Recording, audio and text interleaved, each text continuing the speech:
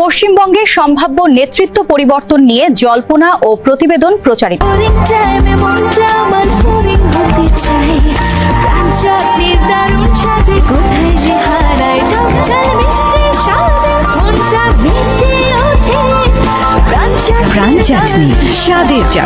মমতা ব্যানার্জির তৃণমূল কংগ্রেসকে হারিয়ে প্রথমবারের মতো বিজেপির মুখ্যমন্ত্রী হিসেবে অভিষেক হতে যাচ্ছে এই শুভন্দুর। একসময় মমতার ডানহাত হিসেবে কাজ করা শুভন্দু বাংলাদেশ নিয়ে একের পর এক বিতর্কিত মন্তব্য করে গেছেন।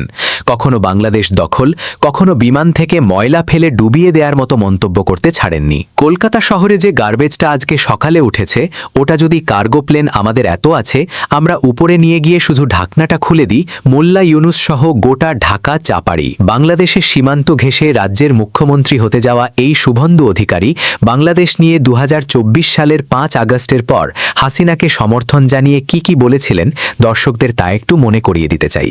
বাংলাদেশের সঙ্গে যুদ্ধ ভারতের কাছে তো কয়েক দিনের ব্যাপার নয়, কয়েক মিনিটেই ফয়সালা হয়ে যাবে। বাংলাদেশের সাথে ভারতের যুদ্ধ নিয়েও মন্তব্য করেন তিনি। বলেন, বাংলাদেশের বিরুদ্ধে কয়েক দিন নয়, কয়েক মিনিটের ব্যাপার।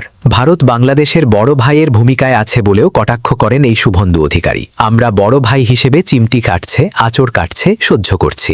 রাজাকারের বাচ্চা বলে ডক্টর ইউনুস এবং মমতাকে একই কাতারে ফেলেন শুভন্দু অধিকারী। বাংলাদেশকে মশা মাছি বলেও কটাক্ষ করেন তিনি। বলেন, ঢাকা শহরকে ময়লা দিয়ে ঢেকে ফেলা যাবে। এই রাজাকারের বাচ্চা, হেফাজতের বাচ্চা, যাহা ইউনুস তাহাই মমতা। শুধু তাই নয়, বাংলাদেশকে গাজাবাসীর মতো শিক্ষা দেয়া উচিত বলেও মন্তব্য করতে ছাড়েননি পশ্চিমবঙ্গের মুখ্যমন্ত্রী দৌড়ে এগিয়ে থাকা এই শুভন্দু অধিকারী। ফলে প্রশ্ন উঠেছে, তিনি ক্ষমতায় আসলে বাংলাদেশের জন্য লাভ নাকি লোকসানের পাল্লায় ভারী হবে। আন্তর্জাতিক নিউজ ডেস্ক।